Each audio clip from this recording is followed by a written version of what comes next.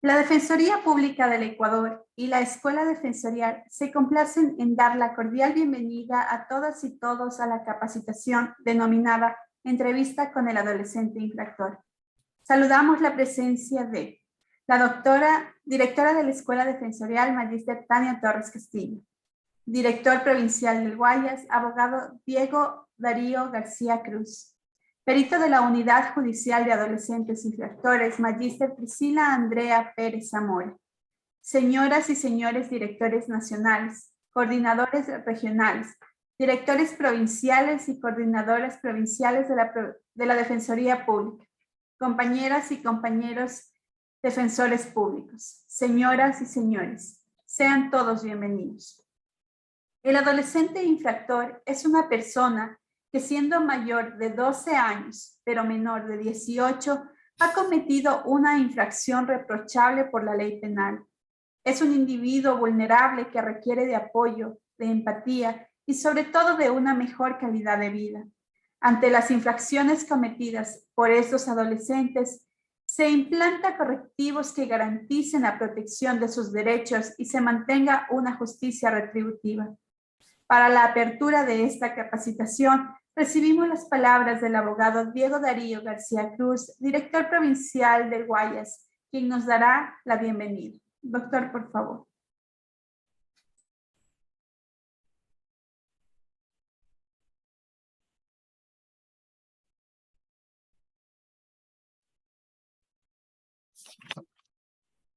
Nunca consideres el estudio como una obligación, sino como una oportunidad para penetrar en el bello y maravilloso mundo del saber. Albert Einstein. Doctora Tania Torres Castillo, directora de la Escuela Defensorial.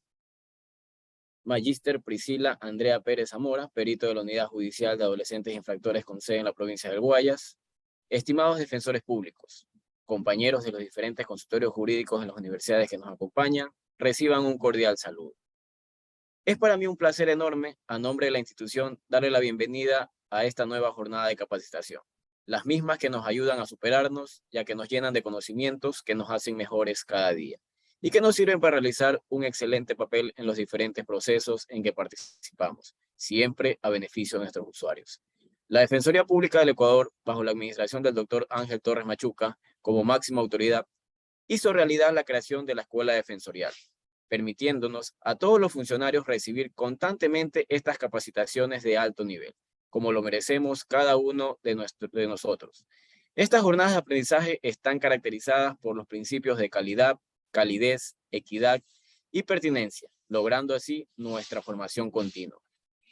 En esta ocasión tenemos el agrado de contar con la participación de la magíster Priscila Andrea Pérez Zamora, perito de la Unidad Judicial de Adolescentes Infractores con sede en la provincia del Guayas, profesional muy reconocida en nuestro medio, que me honra y complace presentar, agradeciéndole desde ya por su interés en compartir generosamente sus conocimientos y experiencia.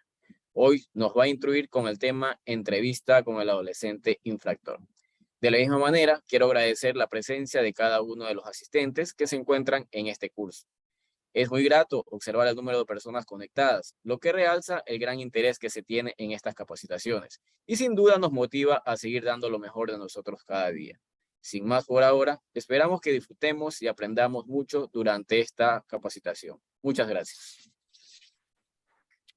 Las capacitaciones permanentes por parte de la Escuela Defensorial al personal misional y a la red complementaria a la defensa jurídica pública es una prioridad de la actual administración. En tal sentido, a continuación, escucharemos las palabras de la magíster Tania Torres Castillo, directora de la Escuela Defensorial, quien inaugurará la presente jornada de capacitación.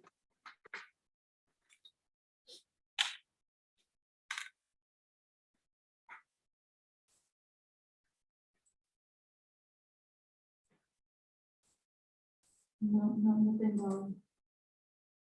No se escucha.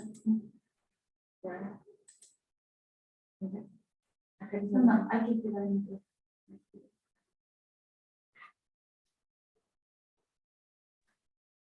Hola, ¿cómo está? Muy buenas noches con todas y con todos. Mis disculpas que estamos aquí con unos inconvenientes técnicos, pero bueno, los estamos solucionando. no me queda más que primeramente agradecerles un montón por la presencia, porque siempre tenemos un público bastante activo en las capacitaciones de la Escuela Defensorial. Creo que el doctor Diego ha sido bastante claro un poco con los temas que intentamos abordar. Agradecemos muchísimo a la ponente que se encuentra presente en esta capacitación virtual. Sabemos que es de muchísimo provecho para nosotros, sobre todo entendiendo que una de las líneas fuertes que trabaja la Defensoría Pública es el tema de adolescentes en conflicto con la ley, y justamente para ello necesitan tanto los defensores públicos como la red complementaria de la defensa jurídica pública, pues tener todas las herramientas jurídicas pertinentes para abordar esta problemática. Entonces agradecemos a nombre del doctor Ángel Torres Machuca la presencia de nuestra capacitadora, de todos quienes se encuentran presentes esta noche en esta sala virtual, y damos por inaugurada esta jornada de capacitación, esperando que sea de muchísimo provecho. Una buena noche. Muchas gracias, Andreita. Adelante con la programación. Agradecemos la intervención de la magíster Tania Torres y la presencia de las autoridades. De esta manera damos por inaugurada esta jornada de capacitación. Recordamos a los asistentes: mantener encendidas sus cámaras, silenciar los micrófonos, identificarse con nombres y apellidos, registrar de manera obligatoria su asistencia mediante el link que será enviado los últimos 10 minutos de esta capacitación a través del chat de Zoom. Esta capacitación generará un certificado de asistencia. Indicamos también que las personas que se encuentran participando de esta capacitación de manera virtual podrán realizar preguntas al expositor a través del chat de Zoom, las cuales serán leídas y contestadas al término de su exposición. Saludamos y damos la bienvenida a la magíster Priscila Pérez Zamora, facilitadora de la capacitación del día de hoy, denominada Entrevista con el adolescente infractor. La magíster Priscila Andrea Pérez Zamora en la actualidad se desempeña como perito de la Unidad Judicial de Adolescentes Infractores con sede en la provincia del Guayas. Ha obtenido los títulos de psicóloga clínica por la Universidad de Guayaquil, magíster en victimología y justicia restaurativa por el Instituto Ecuatoriano de Altos Estudios. Dentro de su experiencia laboral se destaca psicóloga clínica y asesora familiar en aldeas infantiles COS Ecuador, psicóloga clínica y coordinadora de la unidad zonal 8 en el Ministerio de Justicia, Derechos Humanos y Cultos, perito de la Fiscalía Provincial del Guayas, docente, entre otros. Recibimos a la magíster Priscila Pérez, quien tendrá un tiempo de 40 minutos para su exposición. Bienvenida, doctora.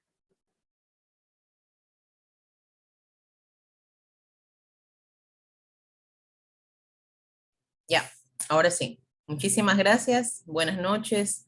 Realmente ha sido una presentación bastante amigable y de mucho orgullo pertenecer en este momento en una jornada de capacitación con tan, digamos, majestuosos profesionales que están pasando por una etapa bastante compleja, creo yo. Creo que es el momento para poder intervenir desde muchas especialidades, profesiones, para poder hacer de este un trabajo más dinámico y más idóneo para la justicia que está en estos momentos atravesando nuestro país, para el sistema judicial. Ahora, agradezco mucho las presentaciones acerca de títulos y todo, pero entiendo que la dinámica dentro de esta capacitación es de manera formal, pero quiero que tengan toda la tranquilidad de poderse comunicar conmigo, de poder intervenir si necesitan en algún momento, y posterior a eso sí tendremos también una etapa de preguntas formales. Esta capacitación va dirigida precisamente para aquellos funcionarios que tienen, creo yo, el papel protagónico dentro del sistema penal juvenil, que son los defensores públicos. Entiendo que todas las personas que están hoy conectadas están conformando lo que es toda la Defensoría Pública a nivel nacional, y sé que no todos se dedican a esta línea de lo que es la defensa en los adolescentes en conflicto con la ley penal. Sin embargo, el poder construir conocimientos, el poder comparar, el poder ir caminando juntos en esta línea de lo que es la justicia penal juvenil restaurativa, es lo que nos va a dar una visión diferente y además un plus en toda nuestra carrera, tanto para ustedes como abogados, como las personas que ejercen justicia, y para nosotros psicólogos, los trabajadores sociales, los equipos técnicos que trabajan con la justicia penal juvenil. La capacitación de hoy es sobre la entrevista con el adolescente infractor, lo que es la justicia penal juvenil, y quisiera poderles compartir las siguientes diapositivas, en donde veremos un videito chiquitito primero sobre la experiencia que hay en Guatemala sobre la justicia penal juvenil. No he querido compartirles lo que sucede en nuestro país en el momento, porque sabemos y conocemos las situaciones que hay sobre la justicia penal juvenil. Sin embargo, quisiera que tengamos esta primera, digamos, este primer contacto con lo que sucede en otros países para poder empezar a sensibilizar lo que vamos a conversar el día de hoy, ¿ya? Creo que tengo autorización para compartir pantalla, ¿cierto? Sí, mi doctora, sí, tiene autorización. Me avisan eso sí se está compartiendo.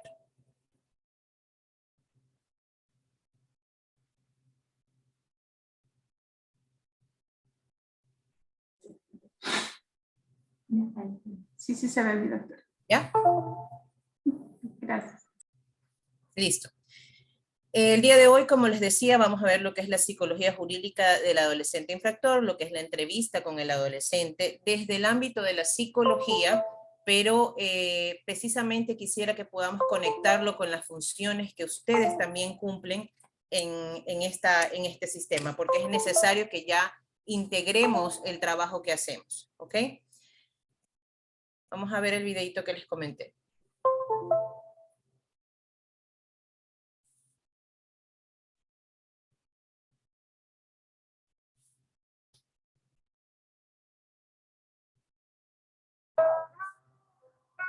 En Guatemala hay aproximadamente 2.000 adolescentes en conflicto con la ley penal. La mayoría provienen de hogares desintegrados, han sufrido maltratos físicos y psicológicos y han crecido con muy pocas oportunidades. Al morir mi mamá, al año siguiente murió mi abuelita. Y al morir mi abuelita, mi tío prácticamente vendió la casa donde vivíamos, prácticamente me quedé en la calle sin apoyo de nadie. Y cuando ingresé a la pandilla tenía 15 años. Al principio comencé como bandera, como ellos lo llaman, que solo vigilaba. Hasta cierto punto, una pandilla puede ser muchas veces más que una familia, porque son demasiado unidos. Yo en los 2 años que estuve privado de libertad, pasaba los 7 días de la semana encerrado. No sale uno ni a ver el sol, prácticamente lo sacan 2 veces a la semana, 1 hora a tomar sol. Lo demás pasa uno encerrado en una Bartolina donde hay 15 y supuestamente son para 4.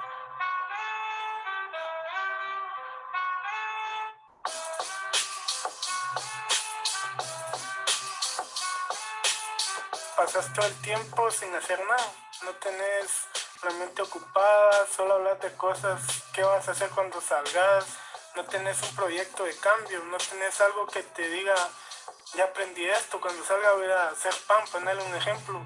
Son cosas que Guatemala a nivel del sistema penitenciario en general, en todos los centros de menores y mayores no tiene un programa que fortalezca el cambio.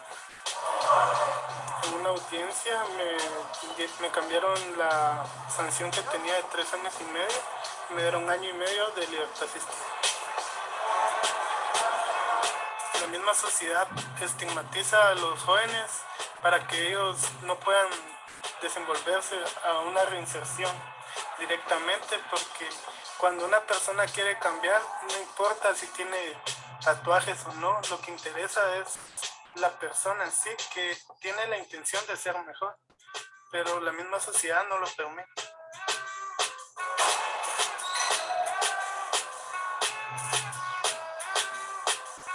No es tanto el Estado, sino las mismas familias, porque al brindarles amor y cariño a los hijos, no va a pasar por su mente ingresar a una pandilla, porque ellos tienen el amor en su casa, tienen el apoyo de sus padres, que los escuchen, no tienen el motivo por el cual salir a la calle a buscar ese amor que no tienen en la casa.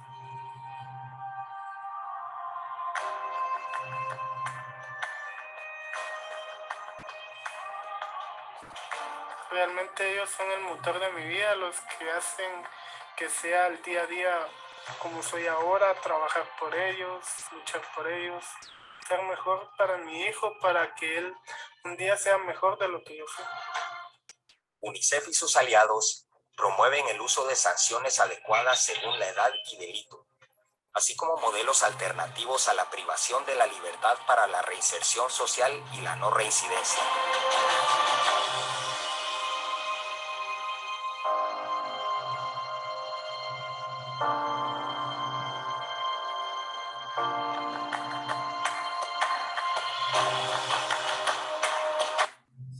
Bien, el presente video que acabamos de poder evidenciar algunas de las cosas que se convierten en las mayores fragilidades, riesgos y vulnerabilidades que viven los adolescentes actualmente, hablando un poco más global de América Latina. Algunas de las similitudes que tienen países como Guatemala, Bolivia, El Salvador con Ecuador es que existe un alto índice de vulnerabilidad y riesgos por la pobreza, la falta de educación, las dinámicas familiares que son de riesgo para estos adolescentes que están en una etapa muy frágil y que necesitan el apoyo idóneo para poder crecer. Entonces, si pudimos ver un poco cuál es la situación de un adolescente que vive en un internamiento, las posibilidades de desarrollo, de rehabilitación son casi nulas. Entonces, por eso peleamos tanto o potenciamos tanto que la defensa de un adolescente esté enfocada en reestructurar su vida, en regenerar su vida y en restablecer los derechos que en algún momento también le fueron vulnerados. Ahora, ¿quién es el adolescente en conflicto con la ley? Este adolescente son aquellos que reflejan la vulnerabilidad social. Cuando decíamos hace un momento que los países de América Latina reflejan esa similitud en cuanto a vulneraciones sociales, es la pobreza, la exclusión del sistema educativo y del mercado laboral formal, porque si conocemos a los adolescentes que tienen este tipo de conflictos, también están de alguna manera limitados a poder ser parte del mercado laboral formal.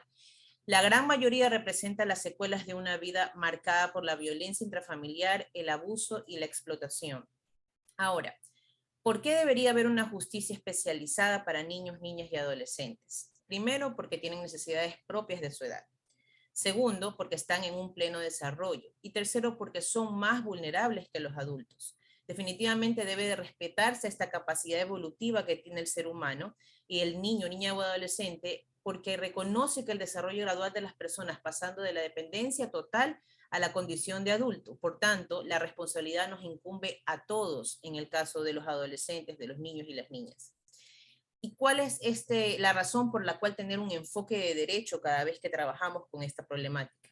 Esta intervención debe tomar en cuenta que los niños, niñas y adolescentes gozan de protección especial y que es necesario atender a sus necesidades particulares para lograr su desarrollo integral. Es decir, antes de pensar en qué pasará con el agresor o la institución que vulnera un derecho de la niña, niño o adolescente, debemos de pensar y actuar para proteger y defender sus derechos.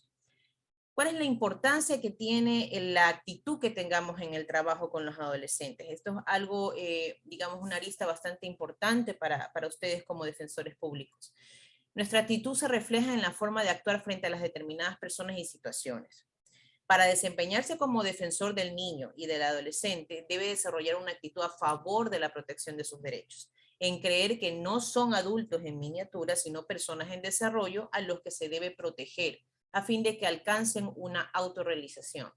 Una de las cosas que me gusta siempre trabajar con los equipos que capacitamos es entender algo tan difícil de aceptar como el hecho de que el adolescente infractor, el adolescente en conflicto con la ley, es también una víctima. Es una víctima del sistema familiar, es una víctima del sistema estatal, es una víctima del resultado de todas las vulneraciones que tiene en su sistema, en su entorno.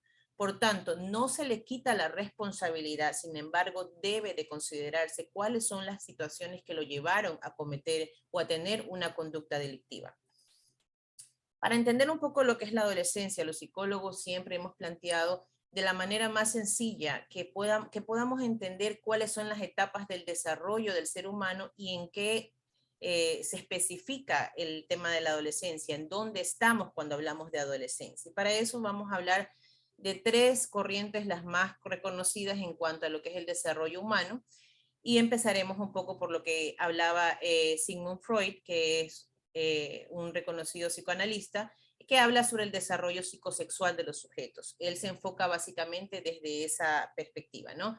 En la que habla que la adolescencia como tal es un proceso de construcción de la identidad, es decir, es un proceso en el cual hay un constante cambio, está asimilando la identidad que está construyendo en ese momento. También es el sentir del propio placer y poder también identificar el placer al otro, ¿no? Donde lo grupal también se convierte en algo fundamental y empieza la búsqueda de su identidad por medio de las relaciones con su entorno. He ahí la marcada importancia en saber con quién se relaciona durante la etapa de la adolescencia, ¿no? En esta etapa empieza la identificación hacia el relacionamiento e independencia de la vinculación familiar. Muchas veces en esta etapa, según la teoría de Sigmund Freud, se rebela contra lo establecido y desconocen figuras de autoridad como padre, madre, figuras adultas, docentes, etc., ya que buscan de alguna manera significar un estado de alegría o bienestar que se generará en base al entorno social en que se encuentra. El mismo que se convierte en el eje más importante de esta fase y permite la construcción de una identidad sana.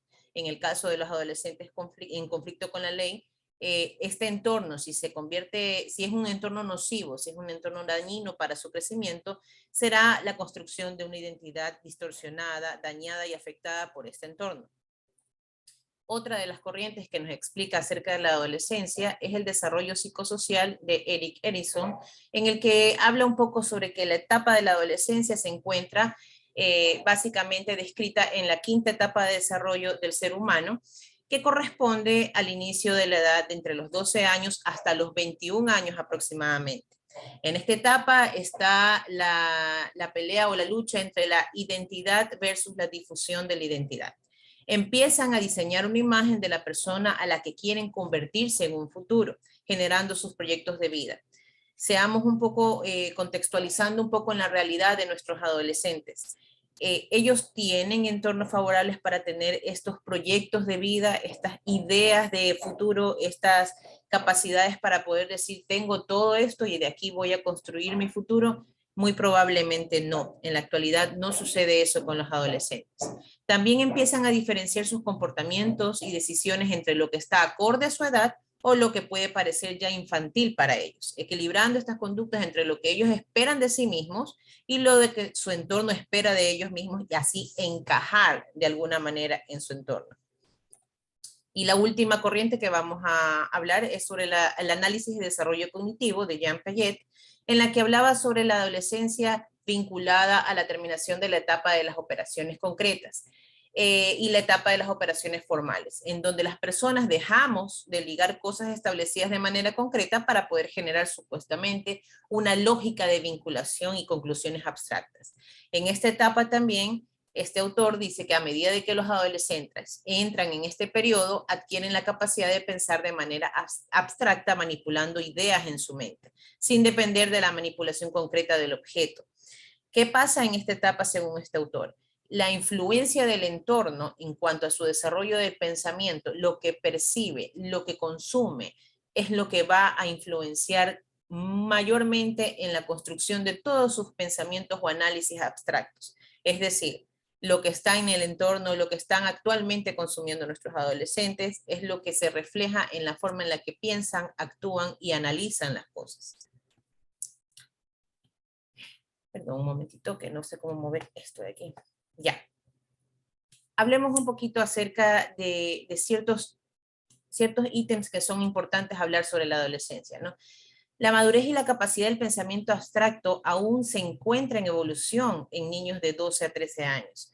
Por eso, cuando encontramos situaciones de adolescentes en conflicto con la ley de esta edad, de 12 a 13 años, deberíamos tener muy en cuenta que su madurez, la capacidad que tienen para pensar y analizar las cosas, ni siquiera ha terminado de evolucionar para decir, ya está apto para poder pensar o analizar una acción de tal magnitud como lo es un delito. En la adolescencia el desarrollo cerebral además es más rápido. Esto afecta de alguna manera la impulsividad, el asumir los riesgos, la toma de decisiones y sus consecuencias. Durante la adolescencia se reconoce menor la culpabilidad, es decir, no tienen esa capacidad moral o esa tendencia a decir, rápidamente, bueno, soy culpable de algo, o reconocerse como tal, ya que su pensamiento todavía se encuentra en desarrollo, tanto a nivel biológico como psicológico, y es fácil de manipular y direccionar hacia ideales que se encuentran recién desarrollándose en este sujeto. Muchos de nuestros adolescentes que presentan conductas delictivas es en respuesta a la falta de apoyo, de afecto, de no sentirse parte de nada y algunas de las otras vulnerabilidades que también hemos hablado. Es un grito de ayuda ante lo cual la sociedad debería de responder con afecto, apertura y sensibilidad. Yo sé que lo que estamos conversando en este momento, lo que les comparto, es parte de la teoría de lo que debería de ser. Me gusta mucho que podamos contextualizar a nuestra realidad. No es mi intención, y siempre lo he dicho en todos los encuentros que tenemos, paternalizar su actividad, ni su profesión, ni la intervención que tenemos nosotros con los adolescentes. No es momento de ver esta situación como algo pobrecito del adolescente infractor, sino es tratar de sensibilizarnos y entender qué es lo que estamos haciendo frente a una persona que aún está en construcción, que aún está en desarrollo y que suceden todas estas cosas durante este periodo, que pasan todas estas situaciones de ausencia de figuras paternas, de necesidad de afecto, necesidad de apoyo, que no se sienten parte de nada, los cambios fisiológicos que tienen, y que a ese adolescente que está cometiendo un delito con todas esas características debemos de atenderlo de manera especializada e individualizada de acuerdo a esas características. Ahora, ¿qué sucede en la evaluación psicológica del adolescente infractor? ¿Por qué es importante para ustedes, los defensores públicos, contar con esta herramienta, con este trabajo interdisciplinario que deben de estar ustedes unidos con el psicólogo que trabaje en delincuencia juvenil, en justicia penal juvenil, en todas las unidades que podamos trabajar con adolescentes infractores? El principal objetivo de una valoración psicológica, de una evaluación psicológica pericial, va enfocado en determinar los factores de riesgo y protección que se identifican en este adolescente en relación a una reincidencia de las conductas delictivas. ¿Qué sucede? Llega un adolescente en una flagrancia o en una investigación y ustedes tienen que asumir la defensa de este adolescente. La primera cosa que debería estar dentro de sus análisis o de las intervenciones es identificar en este adolescente cuáles son esos factores de riesgo o los factores protectores que tiene para llegar a reincidir en esa conducta delictiva o para que no se vuelva a repetir. Para ello, las técnicas de evaluación nos permitirán determinar la tipología de perfiles delictivos, así como posibles incidencias del entorno que provoquen mayores riesgos en daños estructurales en la personalidad. Cuando hablamos de estas influencias del entorno, nos referimos a las bandas, las pandillas, esta captación que tienen de adolescentes en algunos grupos delictivos que provocan de alguna manera que constantemente ya el adoctrinamiento de conductas delictivas pueda generar un daño estructural en la personalidad de este adolescente. ¿Qué es lo que nosotros debemos tener en cuenta en cuanto al riesgo de conductas delictivas? En relación a lo que son conductas por el tema de drogas, delitos de temas de drogas y los delitos sexuales. En el delito de drogas tenemos que tener en cuenta al momento de recibir un adolescente el tiempo que tiene de consumo, su entorno familiar, la cronicidad y frecuencia de consumo y una evaluación médica de este adolescente. Y en relación a los delitos sexuales, ¿qué debemos de tener en cuenta al momento de que llega un adolescente? Si es que hay o no indicios de un perfil psicopático, el tipo de víctima de este delito, la reincidencia o no de este tipo de delitos en este adolescente y una historia de violencia sexual. Sabemos que algunas de las características de los adolescentes que son vinculados a delitos de carácter sexual responden a un fenómeno de repetición o de réplica de conductas sexuales abusivas por el hecho de haber sido víctimas en algún momento de otros agresores. Esto tiene que ser una de las primeras cosas que ustedes puedan abordar o que tengan de mano del parte del equipo técnico para que puedan tener una defensa bastante integrada, amplia y con el enfoque que necesita el adolescente en conflicto con la ley. ¿Cuáles son los riesgos de que se dé un comportamiento violento en el adolescente? Los factores de riesgo o los factores de protección que también pueden haber para que no se den. Los factores de riesgo son que haya violencia anterior a este evento que se está investigando, la impulsividad de este adolescente, seremos capaces de observar, identificar conductas de impulsividad, la baja empatía que tenga frente al delito que ha cometido, la edad y su género, la victimización, y como factores de protección que podríamos encontrar que sí existen en adolescentes que llegan a ser judicializados o que llegan ante una noticia de delito de flagrancia, hay factores de protección como podríamos encontrar que sí existe una familia integrada, que hay equilibrio emocional en este adolescente, que existe un trabajo previo especializado en el adolescente que ya ha venido trabajando en las conductas que está presentando y sobre todo que esté vinculado a la educación.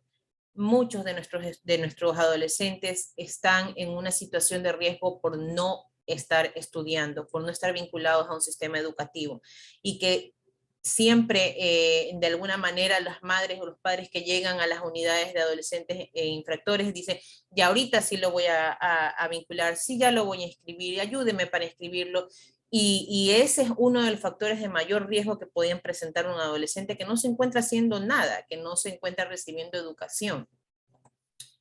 Ahora, ¿por qué nos enfocamos en los factores de riesgo? Porque en definitiva son algunas de las cosas que más suenan, que más de alguna manera nos rayan al momento de intervenir con un adolescente y que por eso es importante que ustedes también tengan esta capacidad para poder identificar.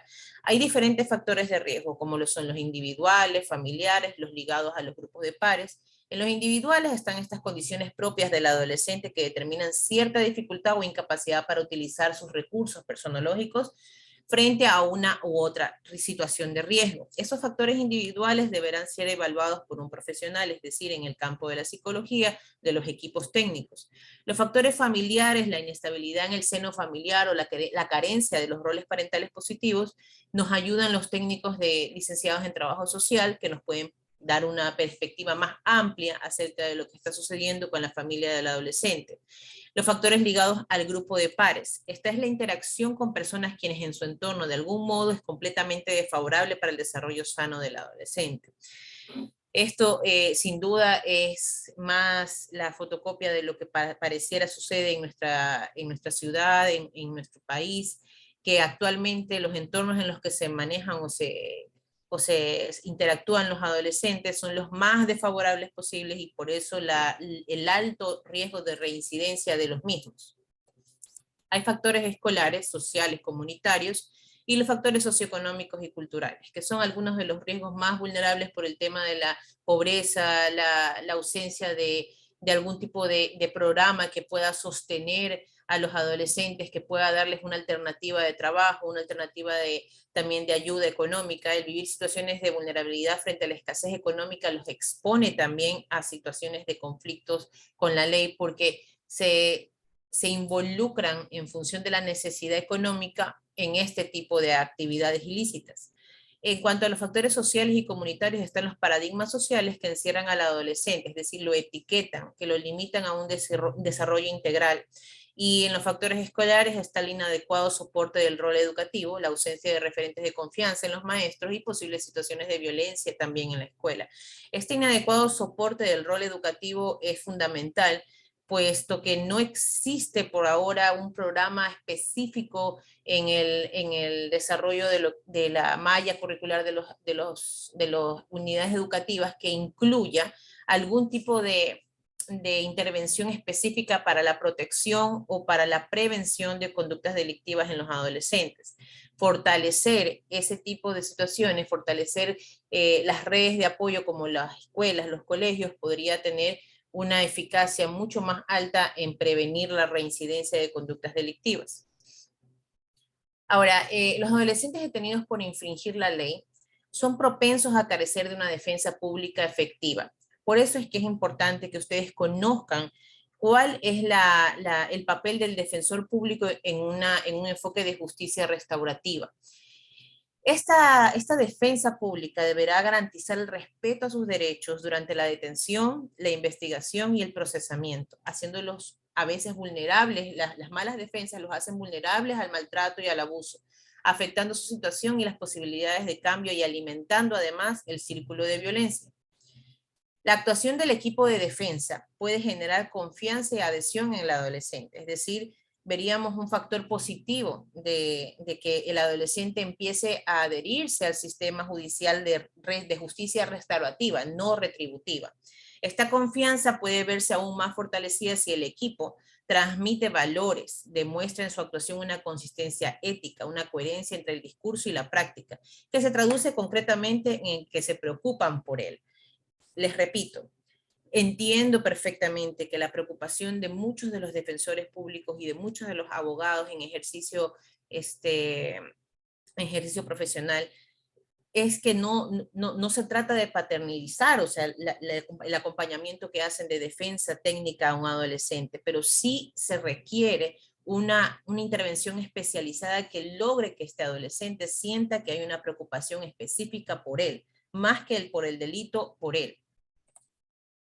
Cuando vamos más allá de estar trabajando solamente en el tema del delito, si no nos enfocamos en la persona, en el adolescente, en principio garantizan los derechos del adolescente que ha infringido la ley penal. La exigencia del cumplimiento del debido proceso y promover una estrategia de defensa debe ser la base para la intervención que busque el cambio en el adolescente. El interés primordial del equipo de defensa es el adolescente mismo, es decir, la persona antes que el delito. Y sobre todo asegurar el cumplimiento del debido proceso. No se trata de sacarlo del proceso, esto de aquí quisiera que lo tengamos sumamente presente, sino de sacarlo de la situación que lo ha llevado a delinquir. Muchas de las controversias que existen en los equipos de defensores, que he estado yo participando de algunas capacitaciones, es el hecho de que sienten de alguna manera que están expuestos o supeditados a que deben de sacar al adolescente del proceso de cualquier forma, cuando esa no es el enfoque de la justicia restaurativa en adolescentes. El enfoque es lograr responsabilizar a este adolescente buscando una medida idónea y el trato idóneo para que ese proceso sea el mejor posible, buscando un cambio en él, buscando que él logre de alguna manera restaurar el daño que ha provocado, más no de alguna manera también estar dando y dando y dando como el culpable de un delito, sino más bien recuperarlo de este escenario. Yo realmente he estado trabajando con la construcción de un modelo nuevo, de un modelo de atención que permita que los defensores, los equipos técnicos, fiscales y el equipo de jueces puedan trabajar de manera interdisciplinaria. ¿Qué quiere decir esto? No podemos dejar de lado que la Policía Nacional también es parte de nuestro accionar. Sin embargo, la Defensoría debe tener todas las herramientas necesarias para poder intervenir en una justicia especializada. Esta justicia especializada de adolescentes en conflicto con la ley nos permite de alguna manera cambiar vidas. Yo sé que en la actualidad estamos en una situación compleja, muy compleja, por la cantidad de delitos que se están dando por los adolescentes, que vemos de manera ya alarmante la participación de adolescentes en esta dinámica delictiva. Sin embargo, estoy segura que los cambios de a poco y que cada uno estamos haciendo desde nuestro rol, desde nuestro trabajo en la justicia penal juvenil, logrará en algún momento poder reestructurar este sistema, reestructurar la forma en la que estamos trabajando. Y creo que el defensor público tiene el papel protagónico desde el inicio hasta el final para cambiar este enfoque que tenemos con los adolescentes. Esta intervención es meramente informativa, pero me gustaría que podamos compartir algunas de las inquietudes que tienen ustedes dentro de este proceso, dentro de lo que estamos actualmente trabajando y tratando de cambiar en una situación complejísima a nivel nacional de lo que es la delincuencia juvenil, pero que de alguna manera somos protagonistas del cambio. Así que les invito en este momento a que podamos compartir pensamientos, opiniones, incluso discrepancias, porque en eso se construye mejor el conocimiento. Gracias por la atención a la presentación, pero ahora sí es momento de que podamos compartir. Agradecemos a la magíster Priscila Pérez Zamora por su brillante exposición. A continuación, damos paso a la ronda de preguntas recibidas en el chat de Zoom. En este momento también procederemos a enviar el link de asistencia por medio del mismo chat.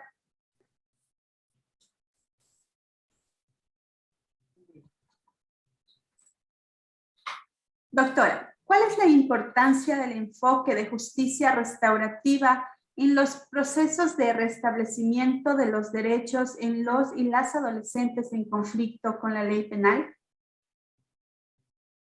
Ya, me gustaría que podamos también participar desde los de los que están escuchando la charla. No sé si que podrían también ellos responder este tipo de preguntas, porque las preguntas van direccionadas a que ellos también participen y que puedan de alguna manera construir lo que estamos hablando en el día de hoy, porque la justicia restaurativa es algo que manejamos todos aquí. Los defensores creo que tienen aún más conocimiento que otro tipo de profesionales en el derecho. Así que sí me gustaría que alguien más pudiera participar. Invitamos a todos nuestros participantes, entonces, en este momento, a las personas que desean participar, que por favor levanten la mano y nosotros poderles dar paso a que les habilite el micrófono.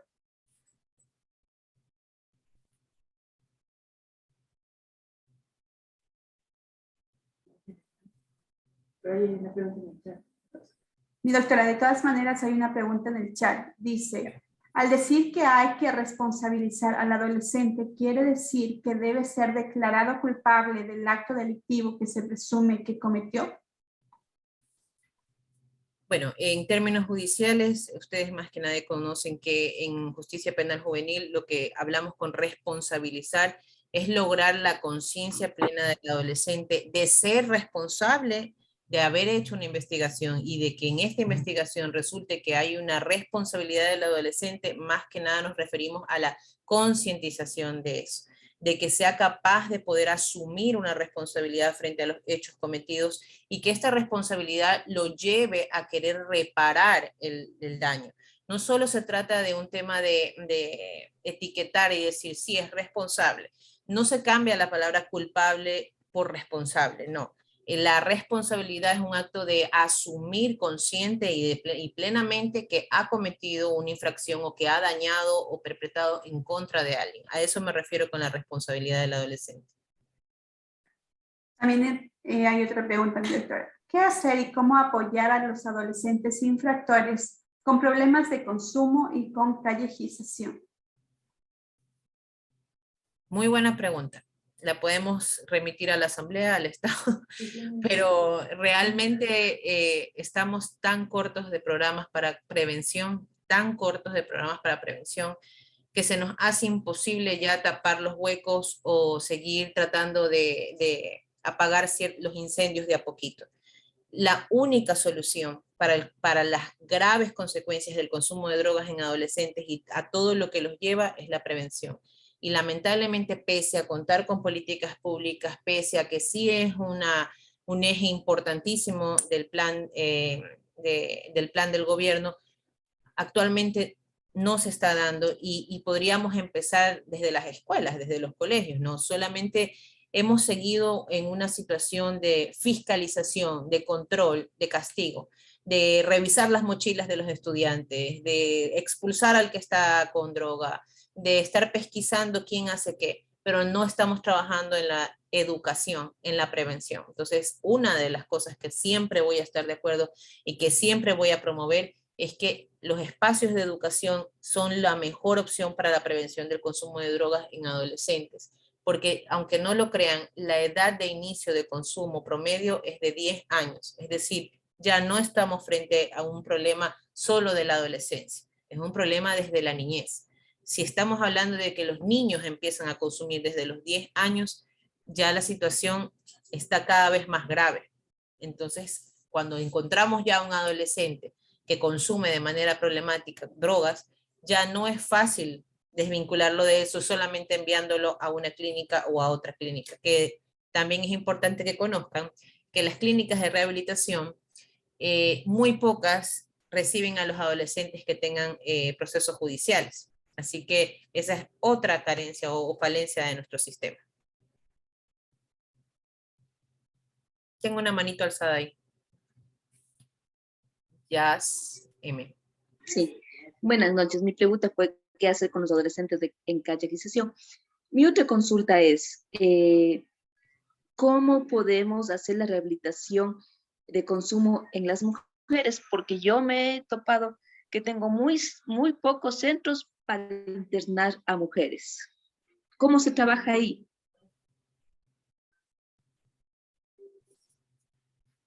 Usted mismo lo ha respondido. Tenemos muy pocos centros y a nivel nacional. Inclusive Ajá. creo que a nivel nacional solo existe un centro para mujeres, para adolescentes menores de edad que tienen problemas de consumo y que además presentan a veces embarazos en la adolescencia. Un solo centro a nivel nacional. El resto de centros de protección especial infantil y adolescencia no permiten el acogimiento para adolescentes en conflicto con la ley. Es decir, esa es una falencia o una situación de alto riesgo porque nos estamos quedando sin instituciones donde referir, sin instituciones que puedan trabajar. Por eso, en la justicia restaurativa, también se habla mucho de la vinculación de la comunidad para poder reestructurar la situación de los adolescentes.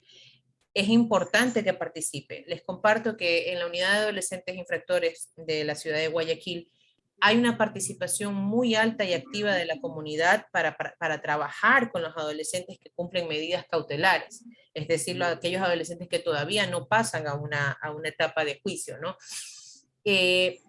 La comunidad se vincula a través de voluntarios, la comunidad se vincula a través de la iglesia, la comunidad se vincula a través de los centros educativos. Es posible, es factible y además es necesario dentro del sistema penal juvenil con enfoque restaurativo. Así que también potenciar ese tipo de escenarios es lo ideal. Gracias.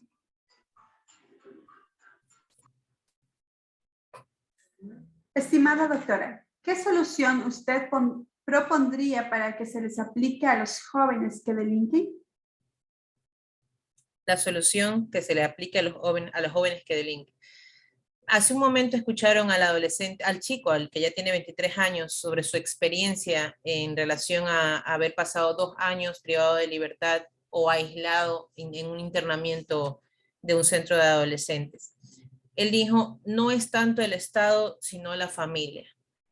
Yo sí considero y estoy convencida que el seno familiar, donde crece el ser humano, es la primera puerta o la primera herramienta que le damos a este niño, niña o adolescente para poder tener un entorno favorable, una proyección favorable.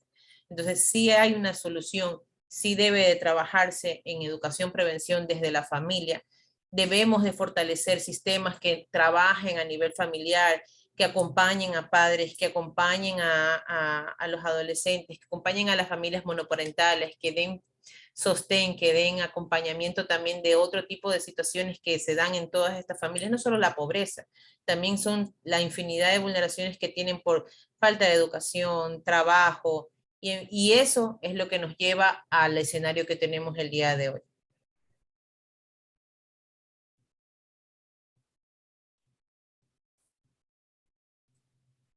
Mi doctora, ¿qué medidas se puede tomar cuando los adolescentes infractores que tienen influencia desde su propia casa para delinquir o caer en vicios como las drogas o alcoholismo, cuando exista la voluntad del adolescente en tener un cambio en su vida, pero existe presión atrás de ellos?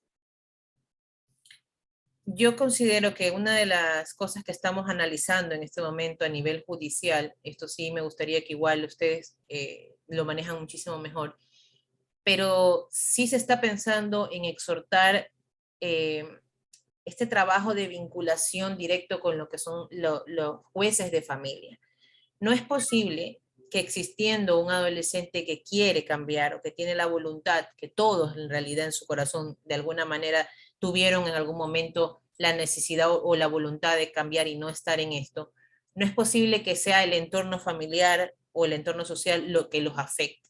Por eso, el llamado al análisis es de por qué no participa las unidades de familia, de niñez, de adolescencia, proteger a estos niños o a estos adolescentes. Se debería de implementar un trabajo interdisciplinario o de manera conectada con estos jueces para que emitan medidas de protección ante este tipo de casos, que estas medidas de protección garanticen que ese adolescente pueda ir a un acogimiento institucional o a un acogimiento de familia para que pueda protegerlo y pueda salir de esta situación. Sin embargo, muchas de las trabas que en algún momento se han presentado precisamente son en relación a eso, ¿no? La ausencia o el silencio de los jueces de familia frente a este tipo de vulnerabilidades.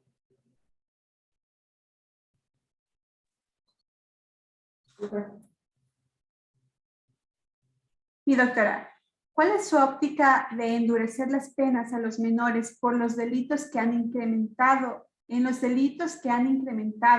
la que participan los adolescentes? Entiendo que me está preguntando sobre cuál es mi opinión sobre incrementar o endurecer Las penas, sí. Ya, mi opinión siempre va a ser la misma. No creo en endurecer las penas, creo en endurecer la exigencia que deberíamos de tener al Estado para que dé mejor contención, mayor atención, atención especializada para prevención en conductas delictivas de adolescentes. No ganamos nada con la justicia retributiva. Precisamente estos espacios de educación y de compartir conocimiento es para poder romper esas ideas de justicia retributiva, del castigo, del ser punitivo, del querer endurecer más penas, del querer reducir la edad para judicializar a un adolescente, porque esa no es la alternativa. Mientras más violencia, mayor la respuesta delictiva del adolescente y lo que se está buscando es tratar de cambiar. Yo quisiera que de alguna manera poderles compartir este pensamiento un poquito más desde lo personal. Debemos de entender, no estamos tratando, cuando hablamos de adolescentes infractores, no trato con un adulto formado, capaz, consciente de sus actos, no trato con un adulto. Entonces yo no puedo pedirle a un ser humano en construcción, de alguna manera, la misma dureza con la que yo trataría un tipo penal en un adulto, ¿sí? Entonces esa es mi opinión. Me gustaría mucho que otros den las opiniones acerca de esto del endurecimiento de las penas, porque yo sé que eso es un tema controversial aquí. ¿Cuál es la importancia del abordaje del equipo técnico en un adolescente aprendido y en qué llega en situación de flagrancia a una sede judicial? Precisamente el modelo de atención que estamos implementando en este momento incluye esta dinámica de atención interdisciplinaria. Es importante que los jueces, que el equipo de jueces tengan una especie de radiografía de este adolescente que llega a un delito flagrante, a una audiencia de delito flagrante. ¿Por qué es importante que el equipo técnico pueda ingresar? Porque hace un momento hablábamos de que, ¿qué hace el psicólogo? Identificará los riesgos de reincidencia de conductas delictivas, los factores de protección que tenga o no este adolescente, cómo es su comportamiento delictivo, el tipo de víctima que ha escogido o el tipo de víctima que es resultado de su transgresión. Y eso nos da una imagen y el entorno familiar que hace un trabajador social para que el juzgador pueda tomar la medida idónea y la decisión correcta frente a este tipo de adolescente y el delito que haya cometido. ¿Usted cree que el sistema reformatorio es obsoleto? El sistema que actualmente estamos... Supongo, mi doctora. Obsoleto no, creo que estamos tratando de avanzar. Creo que precisamente incluso hay... ¿alguien está hablando? ¿No? Ya. Incluso si nos ponemos a ver, o sea, actualmente ya vamos trabajando incluso en maestrías, en estudios de posgrado precisamente dedicados a la justicia restaurativa. Entonces, no creo que estemos en lo obsoleto, creo que estamos avanzando, pero hay demasiadas falencias todavía a nivel de sistema gubernamental que pueda sostener un cambio. Para sostener un cambio se necesita ir trabajando en todos los puntos, en todos los frentes que tenemos. Sobre los delitos sexuales cometidos por adolescentes infractores, ¿cómo se los debe juzgar considerando la indemnidad sexual por su edad? Las preguntas son bastante complejas porque quiero que recuerden que soy psicóloga. No les puedo decir cómo se debe juzgar, ¿sí? pero sí quisiera que tomen en consideración que hace un momento hablamos también el tema de los delitos sexuales y qué tomar en cuenta ustedes como defensores cuando llega un caso, qué tomar en cuenta, ¿no? Les dije hace un momento, el poder tener la claridad si se trata de una persona, de un adolescente que tiene de alguna manera un rasgo psicopático, el tipo de víctima que ha sido de este delito, si existe o no historias de violencia sexual, si de alguna manera hay un entorno familiar favorable o no. ¿Por qué? Porque ese escenario que analizas al momento de defender a un adolescente por un delito sexual te permite de alguna manera poder conocer cuál es la situación real de ese adolescente. Ahora, ha tocado en innumerables ocasiones que el adolescente diga hasta el final que no hizo nada. ¿Por qué el adolescente no logra reconocer?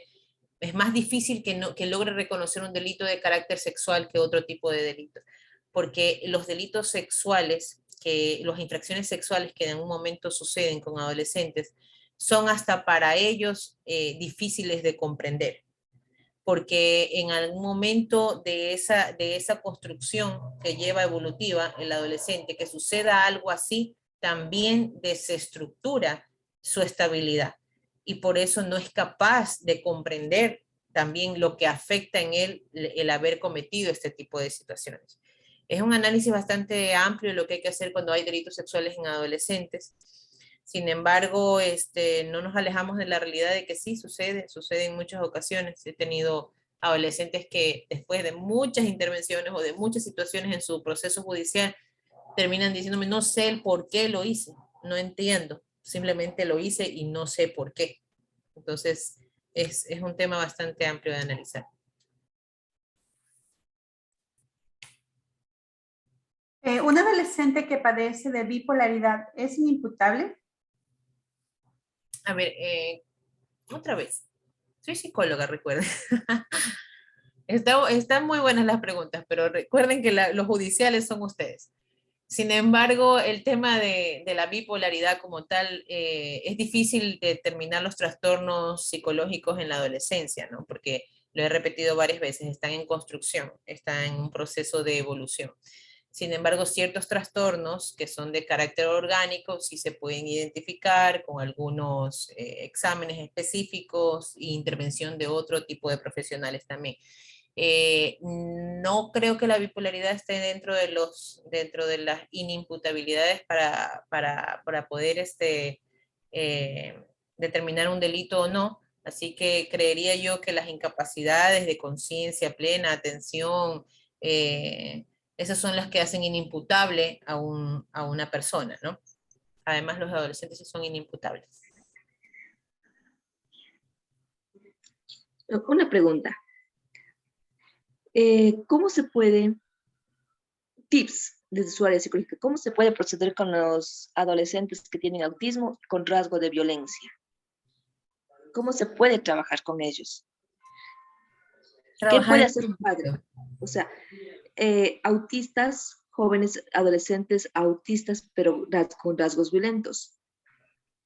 Ellos están golpeando a sus padres, a sus compañeros, pero yo pienso que tuvieron que haber trabajado desde niños en el factor violencia, pero ¿qué hacer ahora si ya está marcado la violencia de los adolescentes a sus padres, a sus hermanos, a sus compañeros, a sus hijos, a gente que transita por las calles? ¿Cómo se puede trabajar ahí? Porque no les podemos excluir, no podemos hacernos de la vista gorda y tenemos un alto índice de autismo, diferentes formas de autismo, pero también hay jóvenes autistas violentos. ¿Cómo podemos trabajar nosotros que no tenemos familiares con estas personas? ¿Cómo aportar? A ver, es que realmente no existen como tips, ¿no? Para abordar esto de que existen especialidades para trabajar con las discapacidades. Y creería que la única solución que le puedo realmente de manera profesional dar es que no se puede trabajar, el abogado no podrá trabajar de carpintero de manera inmediata, tendrá que aprender para hacerlo, ¿cierto? Entonces existen especialidades para eso y la única forma es lograr vincular a este adolescente a una atención especializada, porque tanto los padres como el adolescente van a recibir y van a necesitar ayuda cuando tienen este tipo de de discapacidades como lo son el autismo. Diferentes tipos de autismo, como ustedes lo dicen, pero realmente cuando ya vemos una conducta agresiva es porque esa persona con este trastorno se está sintiendo demasiado afectada en su entorno, demasiado conmocionada, hay algo que no le permite desarrollarse bien, entonces necesita atención especializada. No se puede trabajar con ellos si no es con una persona idónea y especializada en ese trabajo. Gracias. ¿Cree que los amigos influyen para que un adolescente se convierta en un delincuente si tuvo buenos valores en su familia? Los adolescentes son muy susceptibles a la influencia del entorno. Tiene buenos valores, como dice, tiene un entorno familiar favorable. Es posible que este adolescente que recibe mala información afuera regrese a casa a reconfirmar esa información. ¿Qué quiere decir esto? Por mucho que haya influencia en el entorno, por mucho que haya influencia en la sociedad, que sí puede causar algún tipo de cambio en este adolescente, el acompañamiento que tenga en su círculo primario, en aquel que duerme, amanece con él, ese acompañamiento deberá ser tan fuerte como para poder contrarrestar eso que sucede afuera. Pueden influenciar, los adolescentes son influenciables, pueden influenciar las malas compañías, pero teniendo un buen acompañamiento en casa, sí es menos probable que se distorsione su conducta.